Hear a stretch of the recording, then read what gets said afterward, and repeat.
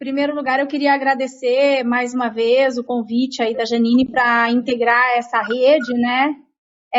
Eu acho que é uma oportunidade muito legal para a gente congregar pesquisadores do Brasil inteiro que trabalham com o tema alimentação, sob suas inúmeras vertentes e possibilidades. Eu sempre que vou falar sobre alimentação, eu falo que é tão importante, né, e tão simbólica que é o único consumo, um dos únicos, tirando o remédio, que para você consumir você precisa transpassar a barreira do seu corpo, como disse o Poulan para todos nós, né, em sociologias da alimentação. Então, isso faz da alimentação um mundo de possibilidades de estudos, né, sobre inúmeras vertentes aí, né, e aí para isso a gente empresta as teorias da sociologia, da antropologia e da psicologia para a gente entender por que a gente come da maneira como a gente come, né. Então, antes de entrar, de fato, na minha linha de pesquisa, no meu tema, no meu objeto atual de pesquisa, né, queria dizer para vocês que eu sempre trabalhei com comida, desde que eu me tornei pesquisadora, isso já faz muitos anos, eu defendi meu doutorado em 2007, e desde então eu venho fazendo pesquisa sobre isso. Eu sou da Universidade Federal de Mato Grosso do Sul, né, defendi meu doutorado na França, o Jean-Pierre Poulan foi da minha banca, né, eu trabalhei com Jean-Louis Lambert, que é um francês, um sociólogo da alimentação, com quem eu aprendi muito, e a partir dessas pessoas com quem eu pude trabalhar, eu empresto algumas teorias que até hoje eu utilizo para entender um pouco mais sobre incorporação de alimentos, né? É assim que eu trato mesmo, eu não trato nem em consumo, é incorporação de alimentos, né? Em 2013, eu recebi um convite de duas francesas, que são parceiras de pesquisa antigas minhas, a Céline Gallene e a Gaëlle. A Gaëlle é da Universidade de Angers e a Céline Gallene da Universidade de Nantes, na França. Eu recebi um convite para encabeçar uma pesquisa sobre consumo de insetos para humanos aqui no Brasil. E desde 2013 eu venho orientando trabalhos, já finalizou uma dissertação de mestrado, estão em curso 2 teses de doutorado, alguns TCCs exatamente sobre esse assunto, né? Então, eu aprovei um projeto de pesquisa pago, onde eu tive dinheiro, né, para fazer pesquisas e tudo mais. E o objetivo, a princípio, era, nesse projeto, né, era entender um pouco mais sobre o que o consumidor brasileiro pensa sobre esse tipo de incorporação. Então, eu vou passar aqui a apresentação. Essa é uma apresentação, aliás, é uma informação interessante. Essa é uma apresentação que eu utilizei e que eu preparei. Eu já participei de alguns congressos para falar sobre esses dados, mas esse, de fato, em específico, eu usei no começo de novembro, porque a gente teve o primeiro congresso de antropoentomofagia do Brasil, que aconteceu na UFMG, na unidade de Montes Claros. Para minha surpresa, o congresso estava lotado, lotado não só de pessoas como eu, que são pesquisadores, que trabalham com o assunto, né? Eu fui palestrante desse congresso, mas também por pessoas que estão muito interessadas na liberação para a regulamentação dessa cadeia para consumo animal, para consumo humano. Então, tinha muita gente da academia nesse congresso, e tinha muita gente do mercado também que está se estruturando já para quando a gente tiver a regulamentação, a liberação por parte do MAP e da Anvisa, eles conseguirem já vender, né? Bom, então, antes de contar um pouquinho sobre o congresso, e aí só contextualizando vocês que essa apresentação foi feita lá, bom, eu preciso falar para vocês por que a gente começou com esse assunto lá em 2013, né? Bom, isso vem a partir de uma demanda, esse assunto começou muito mais forte na Europa, né, onde eles estão com regulamentações andando para consumo humano, e há também aquela instigação que foi realizada a partir da FAO, num documento de 2012 para 13, onde, através de 2 pesquisadores da Universidade de Wageningen, na Holanda, um deles é o Van Ruys, eles construíram lá um documento alertando a gente para o excesso de pessoas no mundo, e eles colocam aí 2050 como o número, né, mágico aí para quando talvez a gente não vá ter uma quantidade de proteína suficiente para todas as pessoas que comem proteína no mundo, proteína animal, eu estou falando, né? E nesse documento foram apontadas vários problemas das maneiras tradicionais de se produzir essa proteína animal e distribuir ela para o mundo inteiro, né? Problemas muito conhecidos, problemas de produção, problemas de recursos hídricos, problemas de emissão de gases de efeito estufa, e outros tipos de problema. E problema de concentração mesmo, né? Quanto dessa carne acaba indo para a população de modo geral, né? Quanto fica nas camadas mais ricas, quanto vai para as camadas mais pobres e assim. Então, são vários questionamentos e que nos instigaram a olhar para os insetos como alternativa, não é substituição, tá? Isso eu deixo muito claro quando eu gosto de deixar muito claro quando eu falo sobre isso. Não se trata de substituição de proteína animal, trata-se de uma alternativa, né, de fonte proteica, de incorporação de proteína animal, né? E a FAO põe exatamente dessa maneira, né? Então, pensando em todos esses desafios futuros, o inseto ele pode ser sim, uma fonte interessante e alternativa para consumo humano. Vou falar para vocês os 3 aspectos principais em que a FAO coloca para a gente, como atenção academia, atenção mercado, atenção todo mundo que tem interesse sobre entomofagia, sobre os 3 pontos importantes sobre a produção e o consumo de insetos, né? O primeiro deles tem uma questão econômica envolvida. É uma produção que não precisa de grandes espaços, você precisa de pequenos espaços. Isso a gente liga uma questão social. Isso seria uma produção adequada para pequenos empreendimentos, por exemplo, agricultura familiar, né, poderia ser conduzida por agricultores familiares facilmente. E não é um tipo de produção de proteína que exige grandes tecnologias, né? Muito pelo contrário, uma produção simples, limpa. E, em terceiro lugar, uma questão ambiental, né? Não sei se temos veterinários e zootecnistas aí, mas de uma maneira simples, vou explicar para vocês que a conversão de comida que o inseto come e da proteína que ele nos dá como alimento é extremamente eficiente, muito mais do que a do frango, que é a mais eficiente que a gente tem nas proteínas convencionais, né? A segunda coisa muito importante os insetos eles consomem muito pouca água, então o consumo de água dos insetos para produzir essa proteína para nós é muito pequeno, né? Então isso é muito interessante. E é um bicho onívoro como nós, come tudo, né? Então é fácil, né, de se criar. Bom, muito bem.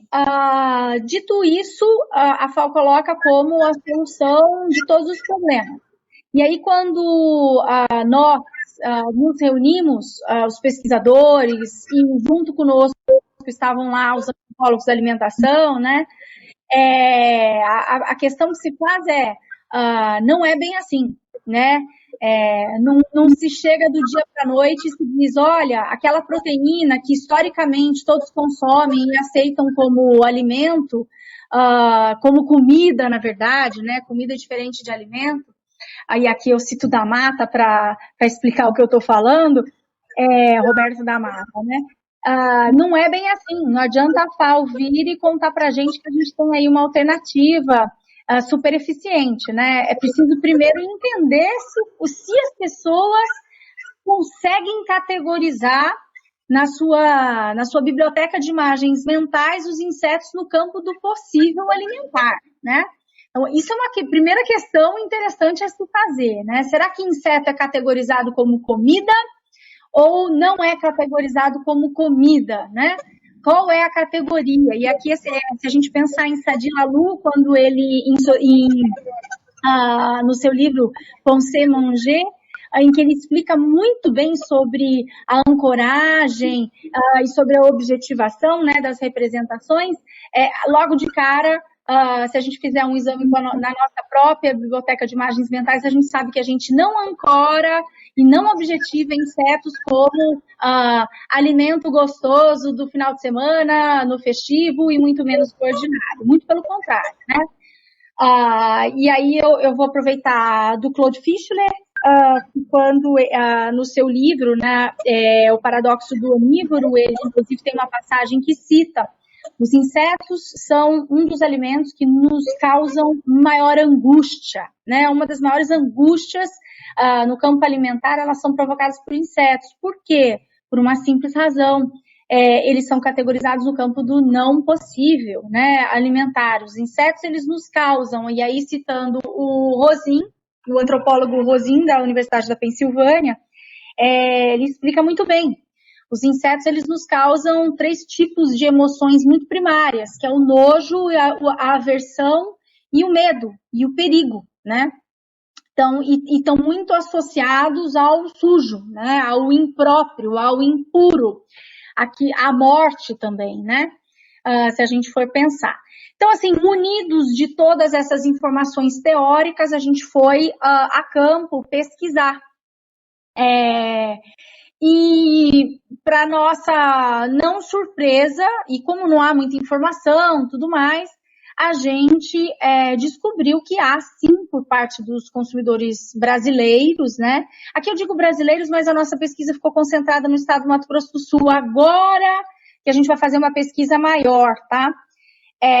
Ainda há uma forte rejeição em relação ao consumo de insetos.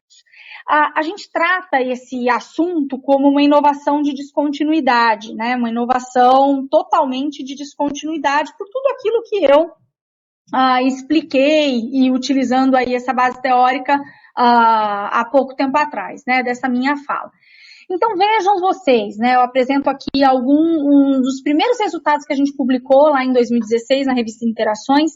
Essa é uma árvore das representações sociais, né, que eu faço através do software da Mutec, onde eu olho ali o núcleo central das representações sociais e todas as suas ramificações, né? Então, ramificações mais fortes são aquelas ancoradas em bases mais duras, né, digamos assim, ali naquele núcleo duro, e as mais finas, as mais estreitas, são aquelas que têm associações importantes, mas não são tão fortes quanto aquelas linhas mais grossas, que foram aquelas que apareceram muito, né? Então, não sei se está fazendo sentido para vocês, mas o que eu queria deixar claro aqui, através dessa figura, porque tá bem pequenininho, né? Não sei se vocês conseguem enxergar, mas uma coisa importante ali naquele primeiro núcleo central ali, a palavra que vai categorizar as representações mentais em relação à primeira pergunta, né, que a gente fez, para você, o que significa comer insetos, né? Essa foi uma primeira pergunta, né? Fale sobre o significado de comer insetos. O que é comer insetos? Que sentido isso faz para você? É uma questão aberta e as pessoas falam livremente. Bom, o nojo fica evidente como o núcleo central das representações, né, mentais dos indivíduos que foram entrevistados. Os insetos estão ali categorizados no campo do não comestível, do perigo, aversão, o nojo, tá tudo ali. Tem a relação com o vômito, a repugnância, o viscoso e tudo mais, né? Assim, muitas palavras que implicam o negativo, né? Foi o primeiro tratamento de dados. Bom, muito bem. Partindo disso, o que eu tenho para falar para vocês é o seguinte, olha, isso é um motivo para a gente parar, né, dar um stop aí nessas pesquisas e dizer para todo mundo que, olha, insetos não entrarão e não farão parte do nosso consumo no Brasil de jeito nenhum, né?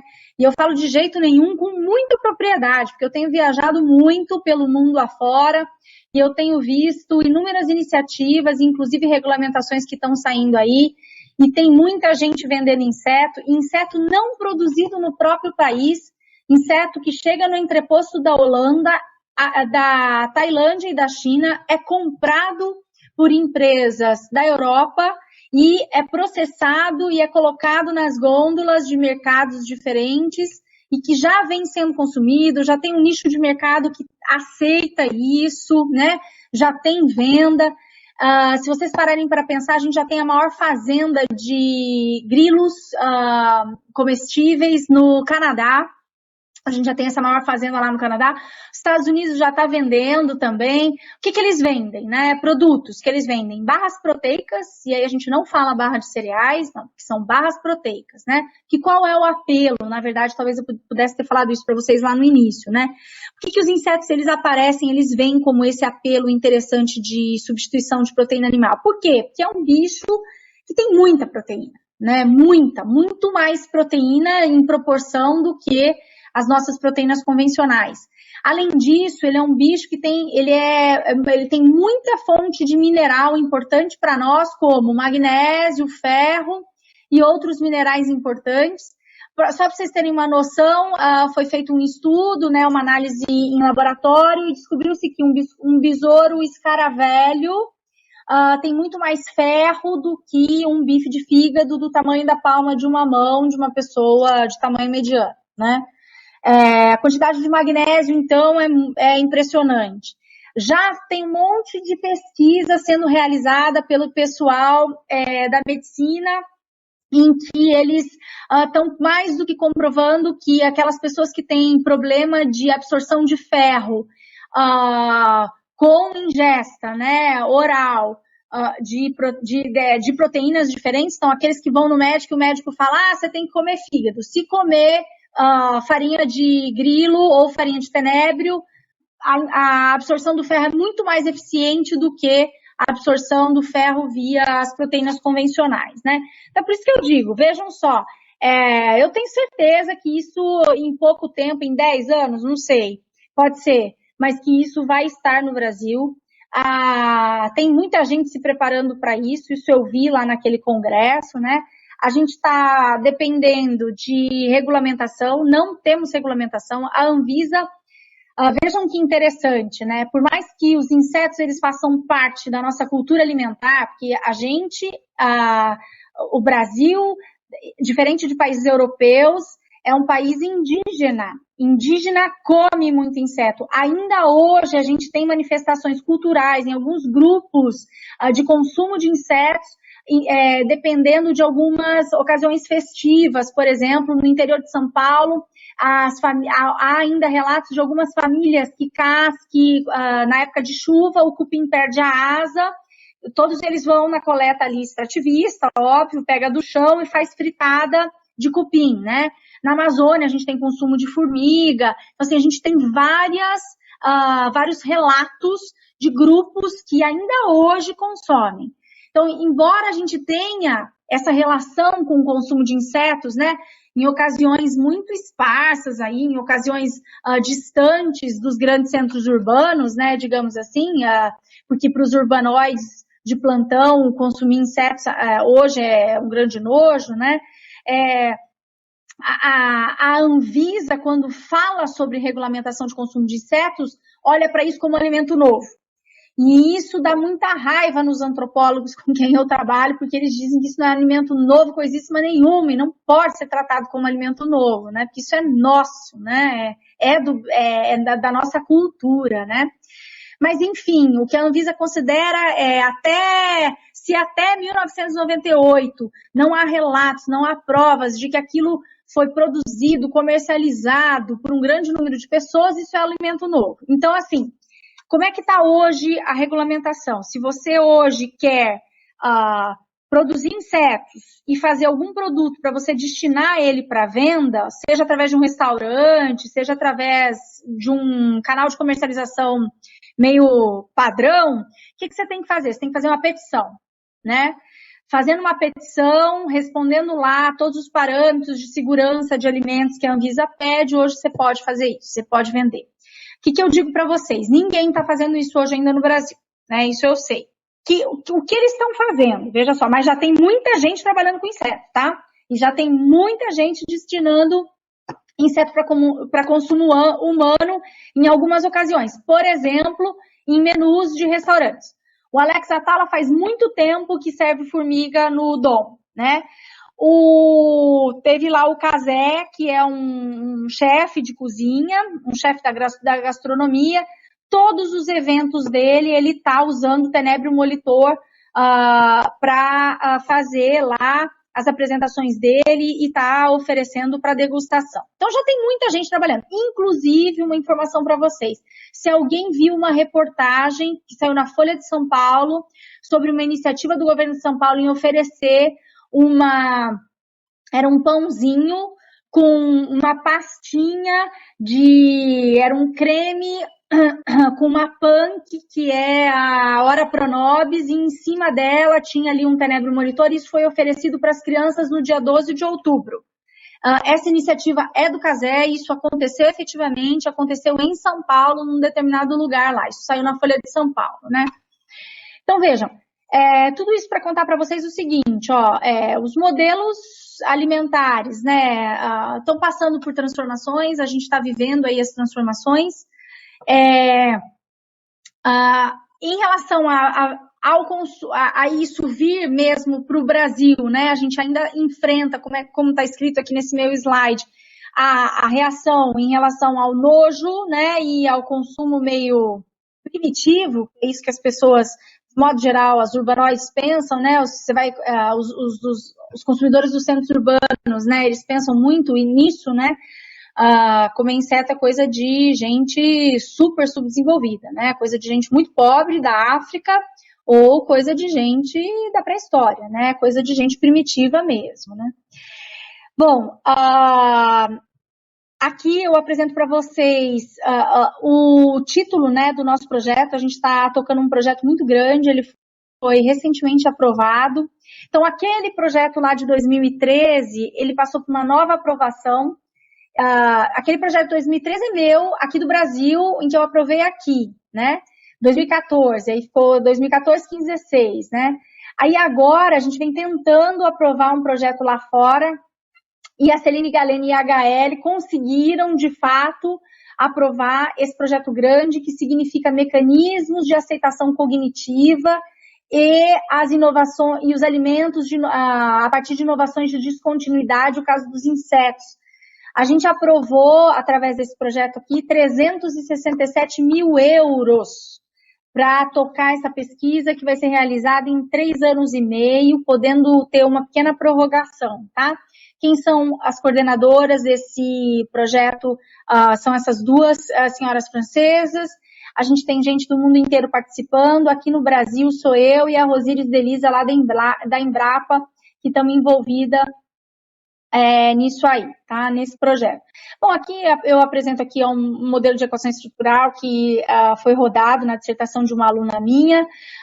O interessante de tudo isso, desse modelo aí, eu trabalho com análise quantitativa e qualitativa, claro, primeiramente com análise qualitativa, para ter noção de representações sociais, de ter contato com essas representações sociais, e depois eu vou para a quantitativa, quando a gente tem um número bom de consumidores aí entrevistados, né?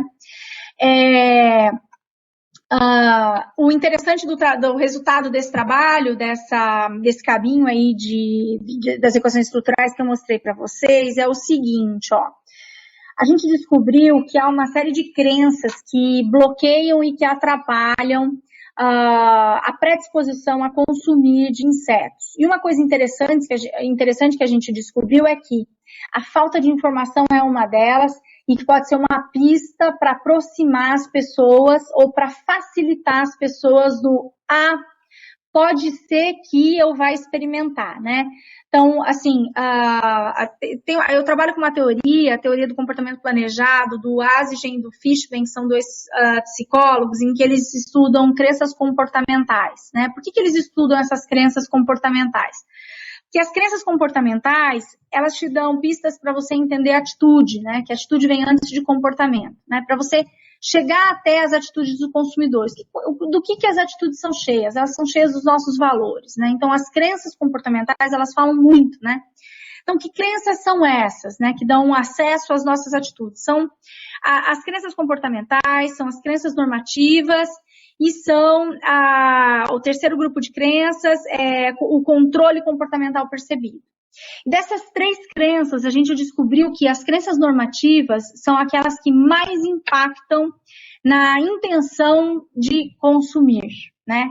Na atitude de fato e na intenção de consumir, né? Que crenças normativas são essas? Então, as pessoas, elas alegam que se um profissional de saúde, se as pessoas às quais ela confia muito, elas confiam, na verdade, forem capazes de explicar que comer insetos pode trazer vantagens de que tipo? Nutricionais, estéticas, etc., a chance delas consumirem é muito grande. Agora, se no seu entorno, se esse grupo de pessoas minarem esse consumo através de reprovações, dizer que isso é nojento mesmo, que isso faz mal, né? Isso vai ser uma grande barreira à categorização dos insetos como alimentos comestíveis. E aí, o que a gente faz, como a gente é do marketing, o que a gente faz com tudo isso? A gente organiza ações estratégicas. Ações estratégicas do quê, por exemplo? De comunicação. Como é que a gente vai comunicar isso? Então, sabendo que as pessoas elas têm dificuldade em pensar sobre inseto como alimento e considerando que elas necessitariam que alguns agentes importantes, né? Por exemplo, profissionais de saúde falassem melhor sobre o tema com elas, isso facilitaria a sua intenção, é aí que a gente age tentando promover aí uma estratégia de comunicação eficiente, né? Bem, indo rumo ao final, eu volto aqui com um slide respondendo aí algumas questões que podem ter ficado na cabeça de cada um de vocês. Mas por que mesmo insetos, né? A gente tem tantas outras fontes de proteína, mas por que a gente está insistindo com insetos, né? Bom, primeiro porque inseto sempre fez parte da alimentação de grande parte da humanidade, E aí eu digo para vocês que eu tive a honra de trabalhar um pouco com o Heraldo Costa Neto, que é o pesquisador brasileiro que é citado no mundo inteiro, junto com a Ramos Elorduy, sobre entomofagia, né? E a gente esteve juntos aí no Congresso de Antropoentomofagia, lá em Minas Gerais, e a gente publicou também um texto junto, bem bacana. Então, e o Heraldo fala muito sobre isso, né? Inseto sempre foi parte, né, da alimentação humana, né? Sempre foi considerado como comida. Ele deixou de ser por algumas razões, mas que ele sempre foi e ele esteve lá, né? Não é totalmente novidade. Ainda hoje, 2 bilhões de pessoas comem insetos no mundo, né? Quem come inseto? O africano come inseto, o asiático come inseto, na América Central se come inseto, nós aqui comemos pouco, mas comemos insetos, né? A gente tem mais de 1.900 espécies que são e que podem ser usadas como alimentação, sem causar nenhum tipo de alergia. Aqui tá uma coisa só importante, tá? Que através das pesquisas já foi descoberto que quem tem alergia a camarão não pode comer os insetos. Eles têm a mesma proteína que deflagra aquele processo alérgico. Então, esse seria o único malefício, digamos assim, né? De novo, repito, sobre a alta conversão dele, a eficiência de conversão dele em relação às outras proteínas, né? Os insetos, eles emitem muito menos gás de efeito estufa do que os outros tipos de fonte de proteína que são as mais convencionais, né? Que mais? Bom, em relação à segurança alimentar, ele é interessante porque ele tem uma quantidade de gordura boa para nós, muita proteína, muita vitamina, muita fibra, muito mineral. E os insetos podem ser facilmente cultivados, né? E aqui entra de novo a questão social da agricultura familiar, né? A insistência não só minha, como da FAO, como uma alternativa para a agricultura familiar. Bom, aqui eu coloco para vocês alguns exemplos do que vem sendo comercializado no mundo e do que eu já vi aí por aí. Nos Estados Unidos, essas 2 empresas bacanas estão comercializando, a Exo e a Chapu. Eu tenho vários produtos dessas empresas, porque aqui eu estou fazendo testes de experimentos com esses produtos, né? O Canadá, tudo passa por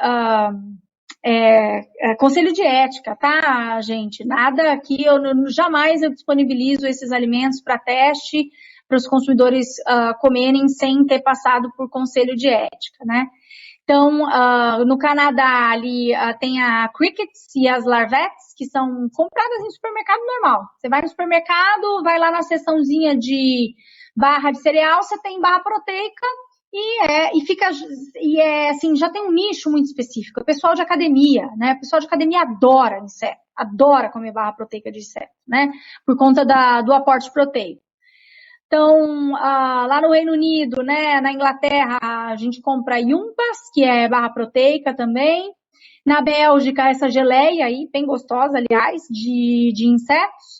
E na França, temos aí a Diminis, a Micronutris e a Entomophagy, que estão comercializando. Um dado interessante, a Micronutris já está dentro do Carrefour, vendendo um biscoitinho que eles têm com um pedacinho de grilo, fazendo sucesso. O negócio eles não estão produzindo ainda na França, porque eles estão com problemas de regulamentação, mas eles estão comprando dos Países Baixos, da Holanda, e estão mandando ver, né? Então é isso. E por fim, eu gostaria de dizer para vocês o seguinte, para a gente abrir aí para uma conversa. Eu adoro esse flyerzinho aí, porque assim, tem muita gente que está trabalhando com inseto e que está trabalhando muito na questão do gosto, né, do sabor, né? Então veja bem, a gente já descobriu com vários testes aqui no Brasil que não adianta a gente ficar fazendo muito propaganda sobre alguns aspectos sensoriais, né?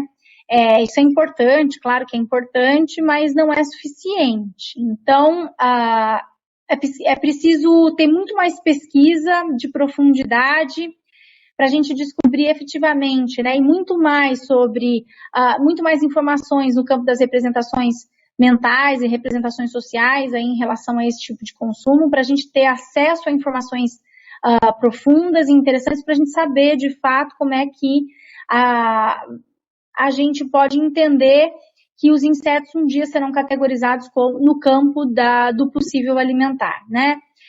Sempre me fazem os seguintes questionamentos, então vai acontecer a mesma coisa que aconteceu com o sushi, né, o sashimi, que até muito pouco tempo atrás, peixe cru era tido como muito nojento, né, era comida de japonês. E hoje em dia está 100% popularizado.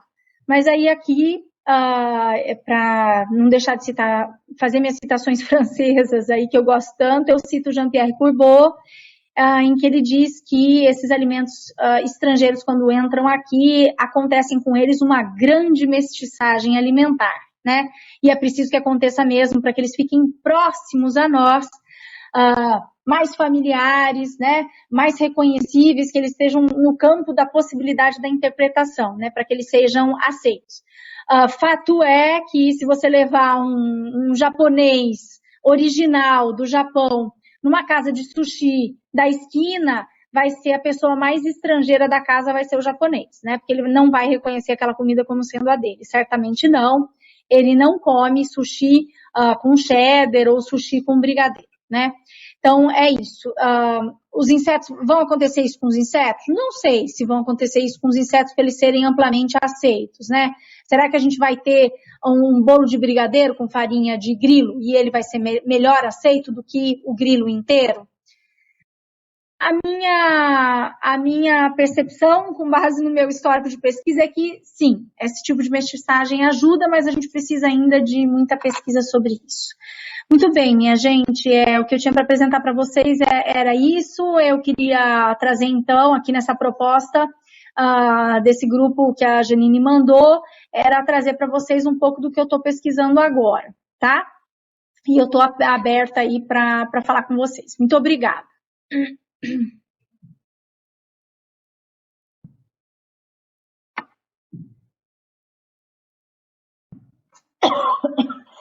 Obrigada, Thelma. Thelma, obrigada, viu? Foi muito legal. Que bom. Focada, sempre que eu não sou adepta de consumir insetos, definitivamente. Não, eu tô aqui comentando e a gente fala assim, ai, socorro. Então, eu falando que eu estive uma vez em Londres, né, bem fresca, assim, e fui na Harrods, e tinha aquela parte de comida, tinha uma seção só de insetos, mas lindos, todos em caixa de bombom, tudo chique. Eu não tinha jeito, era do jeito, do mesmo jeito.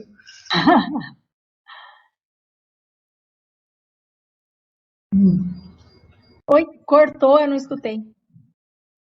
Tá meio ruimzinho aqui. A internet não tá muito boa. Mas só uma perguntinha, você come insetos, Thelma? Como? Você come? É que corajosa, nossa mãe. Sabe o que é? É que assim, como a gente não tem ainda para consumo, né? A gente não tem regulamentação ainda. Quando que eu como inseto? Bom, eu como inseto quando eu viajo, eu trago para fazer pesquisa aqui nos meus experimentos e eu tenho que me mostrar corajosa, porque senão ninguém vai comer, né? Então, por exemplo, se a pesquisadora não come, ninguém come, né? Pois é, você é muito ousada. Vou te falar aqui, eu não teria coragem não, viu? Aliás, eu tinha na Espanha, essa última vez no pós-doutorado, tinha um cara que fundou uma empresa de máquinas proteicas de insetos. E ele foi na TV apresentar a barrinha e deu um nome esquisito, as pessoas não entendiam bem o que era, sabe?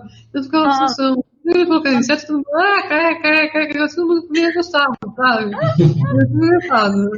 Bom, então, com base na minha experiência, e aí eu adorei essa questão, eu não sei quem colocou, fiquei curiosa sobre a saborização desses alimentos, como eles são saborizados. Eu não sei quem colocou isso, mas eu vou... que legal.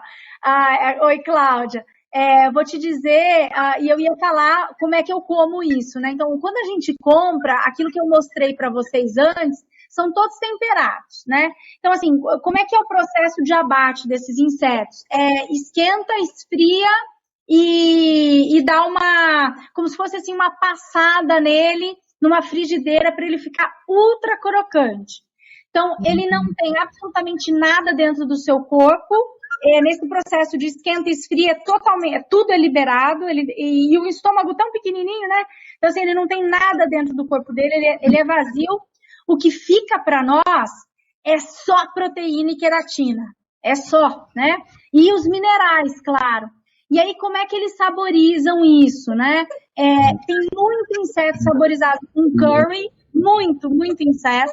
Porque daí é uma estratégia de marketing isso, eles são espertos lá nos Estados Unidos, que como o inseto já é meio associado com a África, a Ásia, tal, eles colocam os temperos que também são deles, né? Então tem muito inseto com curry, tem muito inseto com pimenta cayenne, e ele é super, de aperitivo, assim. Nossa, dá muita vontade. Você começa a comer o inseto, chama uma cerveja gelada. Nossa, não, mas é verdade, o grilo fritinho, ele é salgadinho, tem gosto de limão, você não mexe, você come ele numa boa. Então, isso eu posso garantir. Extremamente crocante, ele é vazio, ele é muito vazio, ele é tipo salgadinho, snackzinho mesmo. Bem bom. Eu sei liberar essa representação do inseto, né? Como é que você que é uma barreira cultural mesmo, né? Uma barreira 100% cultural, é isso aí. Não é fácil. Nesse programa da Espanha, foi muito engraçado, porque o cara falava, não falou que era inseto, né? Tudo comeu ótimo. Quando ele falou que era, todo mundo, que nojo. A cabeça não funciona. Inseto, não pode morrer.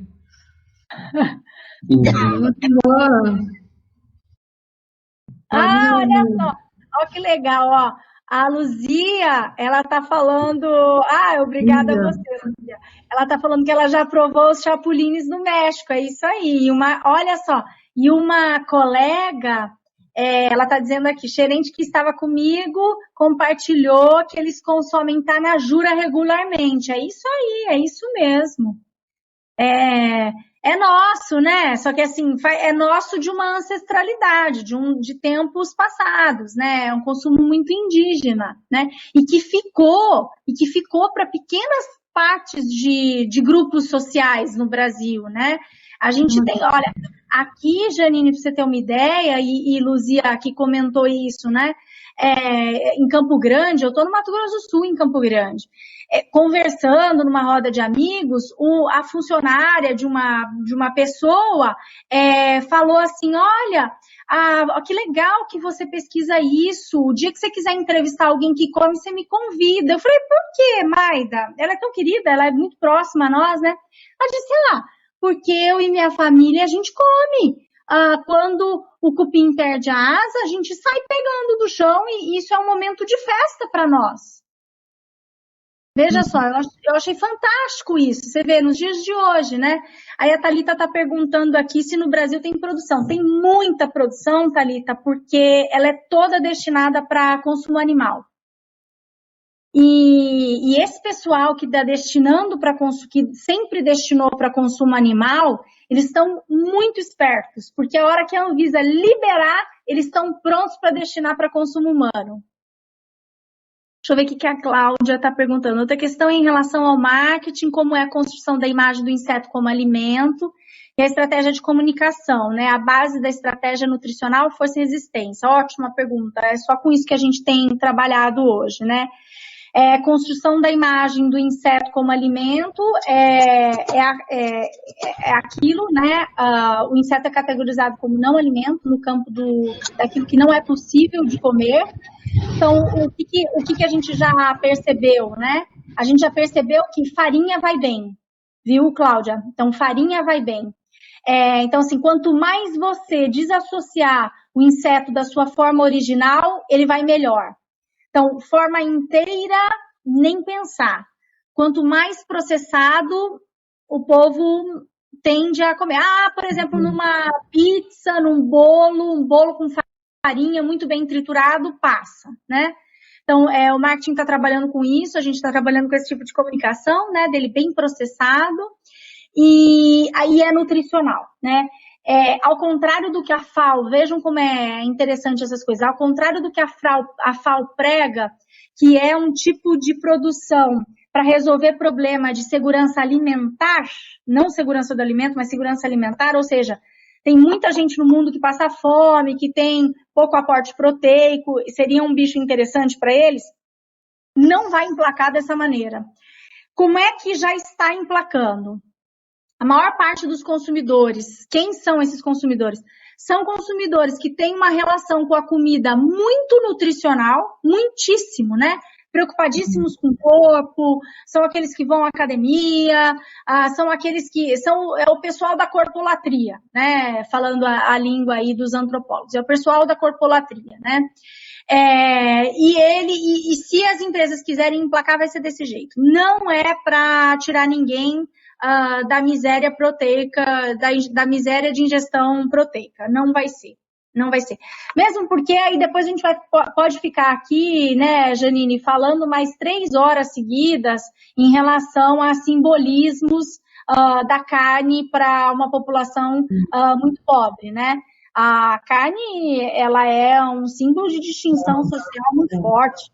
Então, assim, não adianta eu falar para uma camada pobre que tem que comer insetos, né? É muito difícil isso, né? Mais difícil ainda do que você fazer uma camada de intelectualizados comer insetos. Isso aí é muito fácil, é muito mais fácil. Uhum. Se você chegar para uma pessoa menos favorecida e falar, vai comer inseto, não comer lixo, por quê? Essa é a primeira pergunta que você vai fazer. É isso aí. Sabe? É a mesma coisa de reaproveitamento de dados e coisas. Eu não quero comer lixo, eu vou direto, entendeu? Então tem uma questão. É isso aí. Tem uma pergunta aqui do Thiago. Existe um lobby hoje da grande indústria junto ao extrato brasileiro para regulamentação, junto ao consumo humano de insetos? Olha, Thiago, o lobby hoje não é nem da indústria, o lobby é nosso, dos pesquisadores, nesse congresso e não é junto à indústria, é o lobby junto às agências do governo. Nesse congresso teve lá MAPA e Anvisa, porque o MAPA regulamenta para consumo animal e a Anvisa para consumo humano. E aí a gente que está pesquisando isso, nós somos em cima deles, falando, escuta, nós estamos atrasados, né? O mundo está falando sobre a regulamentação de consumo de insetos, vocês nem chamaram essa discussão. Então, assim, Hoje a indústria não está, a menos que eu saiba, tá? Eu estou falando sobre o que eu sei. Não está pegando junto, não, em relação a isso, né? Nós é que estamos pressionando o MAP e a Anvisa para regulamentar direito isso, né? Tá tudo capenga.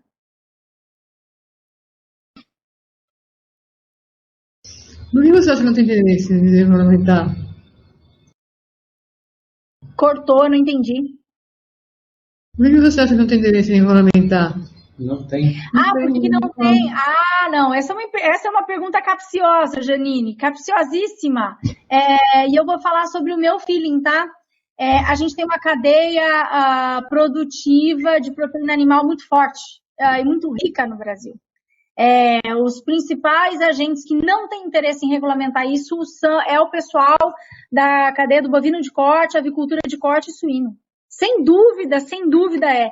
E eu estou te falando sem dúvida porque eu tenho pesquisa dentro da Embrapa aqui, Embrapa Gado de Corte. E a gente tem uma pesquisa muito legal, eu trabalho com carne já há algum tempo. E tem um grupo lá que tem muito incômodo de conversar comigo quando o assunto é inseto. Muito incômodo. Eles se sentem, não sei se ameaçados, mas eles se sentem incomodados. Deixa eu ver o que a Cláudia... Sobre o nicho de mercado, eu fiquei curiosa sobre o processamento. Então, como aliar a corpolatria com farinha? É farinha de trigo? Não, Então, veja só, e não é, né? Fiquei pensando nesse nicho, 0 açúcar, 0 glúten, farinha, como é que fica isso? Isso é bem interessante, Cláudia, muito interessante, né? Então, assim, as farinhas, né? Então, assim, a gente tem um trigo, coitado, diabolizado, né, por conta do glúten, e a gente tem aí uma farinha de mandioca endeusada, porque é 0 glúten, né? Então, como não tem ainda produção, não dá pra gente falar muito sobre o que vai combinar com o quê. Mas, por exemplo, com base no que eu vi lá fora, eles trabalham com farinha de trigo integral, né? E junto eles colocam frutas secas, é bem gostosa mesmo, viu, a barra. Então eles colocam frutas secas, tudo mais, né? Eu até tenho aqui, mas eu não tenho ela aberta, senão eu podia mostrar para vocês. É uma barra pequena, prensada, e, por exemplo, aqui tem banana, eles colocam banana verde, casca de banana, grilo, farinha de grilo, né? Farinha de grilo, e eles fazem um prensadão, assim, é um tijolinho preto. Como se fosse sabe aquela bananada, aquele docinho que a gente come, que tem açúcarzinho por fora? É mais ou menos aquilo sem açúcar. Mas também não tem tanto gosto de banana assim, né? Tem mais gosto de grilo.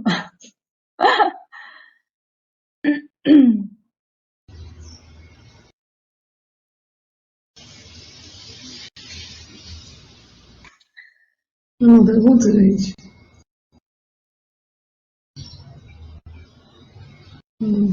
Travou? Não sei. Oi, tá me ouvindo, Thelma?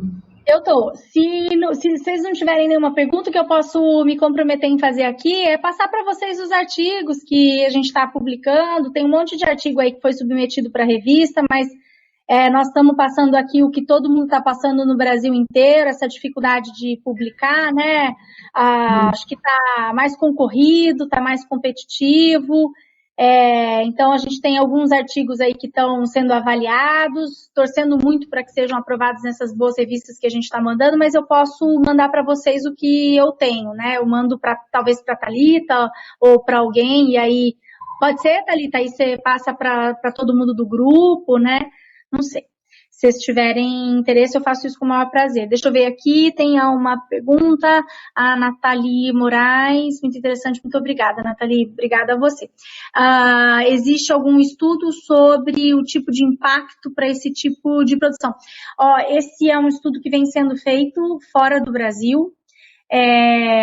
Impacto ambiental não, porque, então, você respondeu o que eu ia falar. Impacto ambiental é interessantíssimo, né, esse estudo, na verdade, esse tipo de produção, né, o impacto ambiental é muito interessante, porque consome pouca água, precisa de pouco espaço, baixa tecnologia, então, a emissão de gases de efeito estufa é muito pequena, tem uma série de vantagens. Mas veja que bacana, né? Através da sua pergunta, eu lembrei de uma observação que o veterinário do MAPA, que estava representando o MAPA nesse congresso, ele falou. Sabe um grande medo que o mapa tem em regulamentar isso? E ele foi muito sincero, né? E aí entra na resposta da sua pergunta, em relação a algum impacto. A gente tem medo de soltura.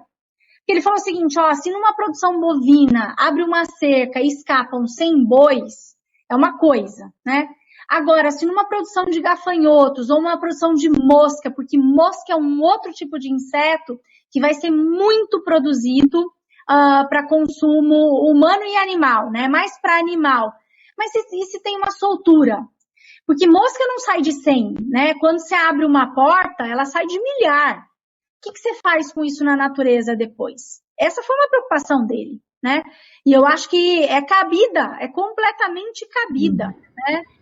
A gente não tem molejo nesse tipo de resposta para esse tipo de pergunta, né? Tanto é que todo mundo ficou preocupado com isso depois.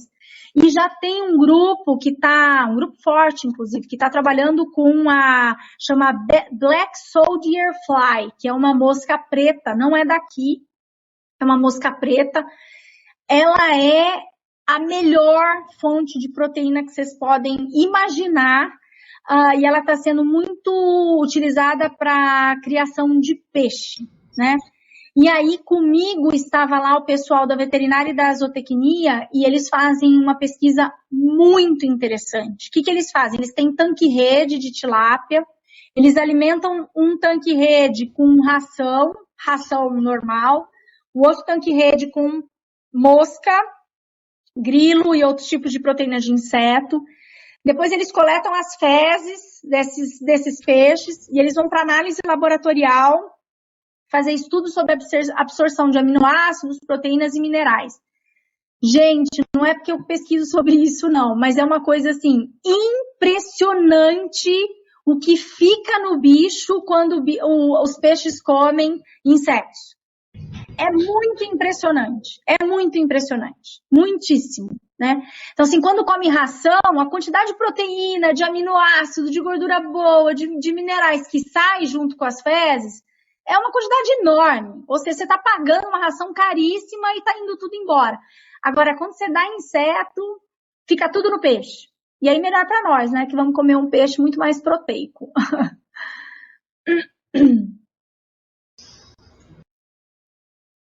Interessante esse relação dos gafanhotos, não tinha pensado nisso, né?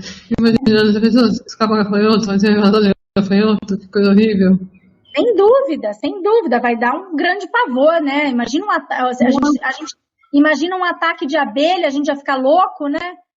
Imagina uma nuvem de gafanhotos, como é que você controla isso?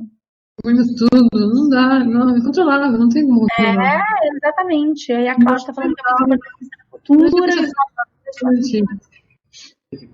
É isso aí. E a Cláudia perguntou? Muito importante porque sobre cultura alimentar, nossos consumidores dos práticos funcionam. É isso mesmo.